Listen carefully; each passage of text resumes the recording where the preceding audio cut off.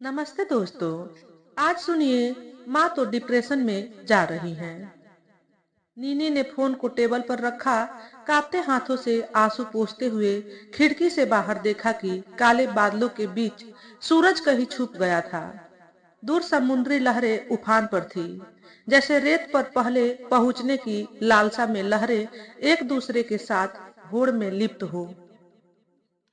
हवा का एक तेज झोंका आया और बाहर लॉन पर बिखरे पीले लाल पत्ते भी एक दूसरे के पीछे भागने लगे। लॉन में अकेली बैठी चिड़िया घबराकर ची ची करती पेड़ पर जा पत्तियों में कहीं छुप गई। लहरों और हवाओं जैसा एक बवंडर नीनी के मन में भी उठा था। बुआ ने बात अधूरी क्यों छोड़ी? काफी देर तक नीनी यूं ही वहां खड़ी विचारों में डूबी रही। शरद ऋतु की ठंडी हवा में जब कपकपी का एहसास हुआ तो विचारों की तंद्रा टूटी। उसने खिड़की बंद कर दी। बुआ को मेल करती हूँ, सोचते हुए लैपटॉप खोला। मीरा बुआ का मेल पहले से ही आया हुआ था। प्रिय नीनी। फोन लाइन इतनी खराब थी कि ठीक से बात नहीं हो पा रही थी। तभी डिस्कनेक्ट कर दिया। नीनी, मैं कह रही थी कि देखो, इसमें कुछ भी गलत नहीं है कि नीना भाभी के जीवन में अब कोई और आ गया है। हाँ, शायद वह अभी किसी को यह बताना नहीं चाहती। सच कहूं तो पहले कहीं मैं भी बहुत आहत हो गई थी, यह सोचकर कि भाई की जगह कोई और ले रहा है। लेकिन जब बार बार सोचा तो समझी हूं कि मैं गलत हूं। बस तुम्हें भी यही समझना है। तुम परेशान मत हो। कभी कभी लगता है जैसे कल की ही बात हो। मैं, माँ, बाबा, भाई, राज मतलब तुम्हारे पापा, तुम और भाभी, हमारा छोटा सा परिवार। जाने किसकी नजर लगी उस दिन यूनिवर्सिटी के बाद तुम्हें स्कूल से लिया था। सारे रास्ते हमारी हंसी बंद ही नहीं हो रही थी। क्या पता था कि घर पहुंचने तक हमारी दुनिया यूं उजड़ चुकी होगी। उस दिन बाजार में हुआ एक बम विस्फोट और राज भैया समेत कई निर्दोष एक पल में मृत्यु की बलि चढ़ गए थे। माँ बाबा तो एक चलती फिरती लाश बन गए थे, लेकिन नीना भाभी ने ढाल बनकर हम सबको संभाल लिया। कुछ सालों बाद माँ बाबा भी चल बसे। भाभी ने तब भी हिम्मत नहीं हारी थी। फिर शादी के बाद मैं नए जीवन में ढल गई और तुम भी तो स्कॉलरशिप पर पढ़ाई करने ऑस्ट्रेलिया पहुंच गई। शायद तुम सोच रही हो कि मैं यह पिछले 7-8 वर्षों की कहानी क्यों दोहरा रही हूँ। यह इसलिए क्योंकि हम दोनों तो अपनी अपनी लाइफ में बिजी हो गए, लेकिन भाभी का क्या? वह तो वहां अकेली तन्हा रह गई। हाँ नीनी, मुझे भी लगता है कि जीवन के इस मोड़ पर किसी ने भाभी के दिल पर दस्तक तो दी है। कई बार जब मैं अचानक उनसे मिलने घर गई तो वहां चाय की प्यालियां आधी जली हुई सिगरेट देखी। लगता है उन्होंने अपनी एक दुनिया बसा ली है। जानना तो मैं भी चाहती हूँ कि वह कौन है, लेकिन सीधा पूछना भी ठीक नहीं लगता। उनकी प्राइवेसी का मान है। भगवान से यही प्रार्थना करती हूँ कि उन्होंने अपने लिए सही इंसान चुना हो। वह खुद मुझे बताएगी।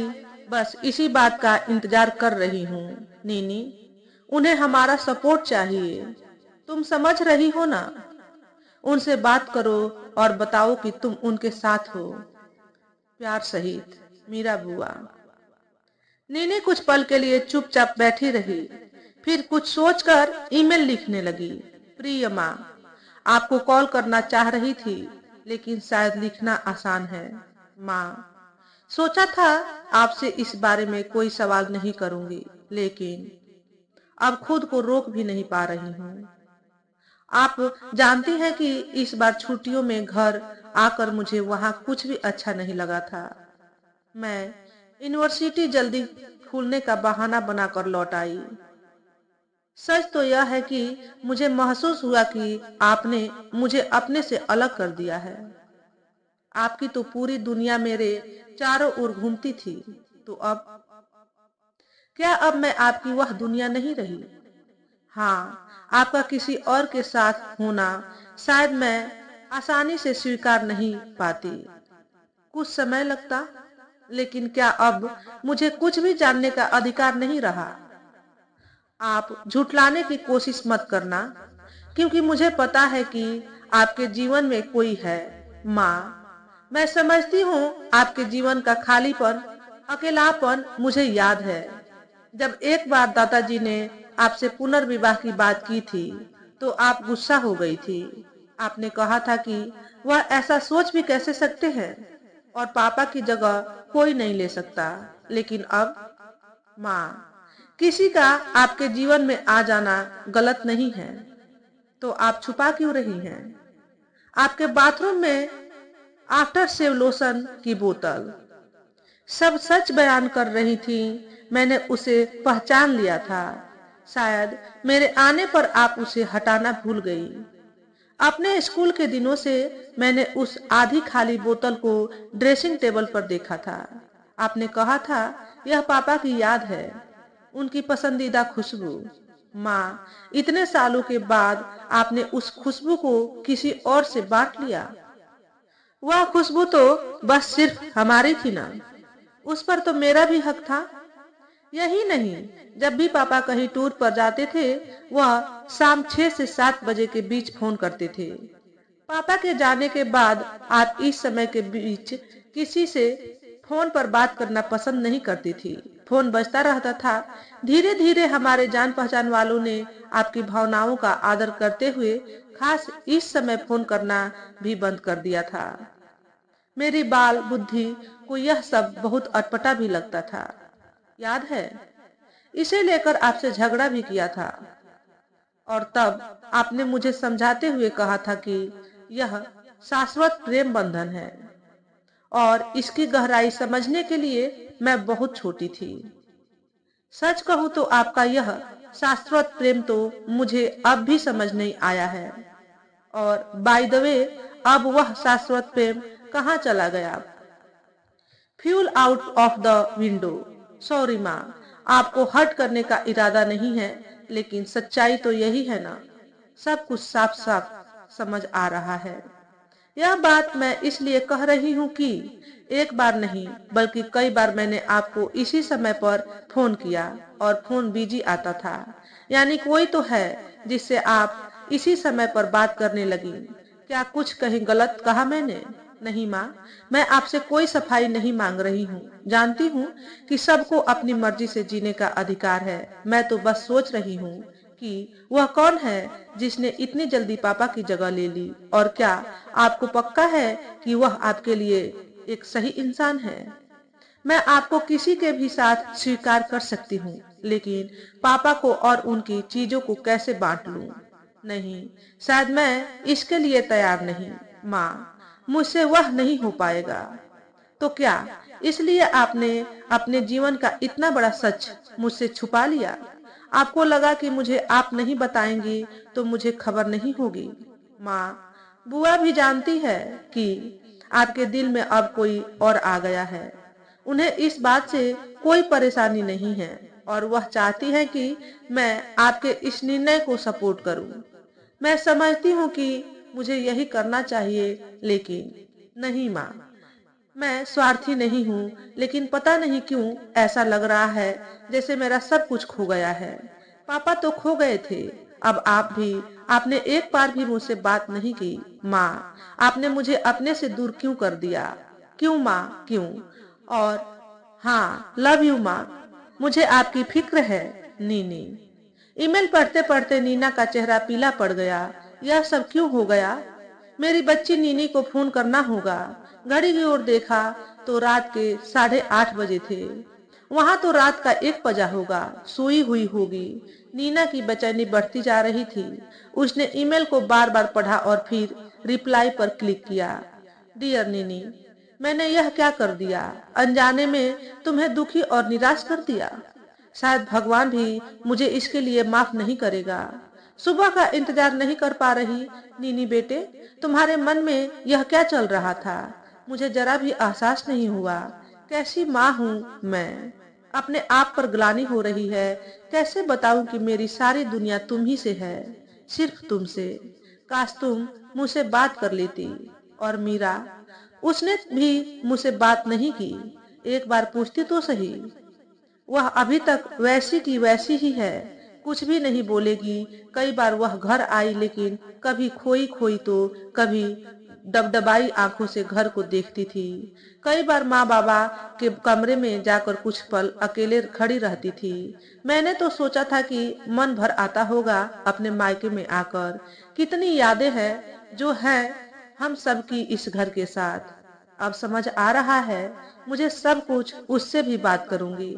अनजाने में मैंने तुम दोनों को ही दुखी किया है। तुम मेरे जीवन में उस कोई के बारे में जानना चाहती हो ना? मैं बताती हूँ।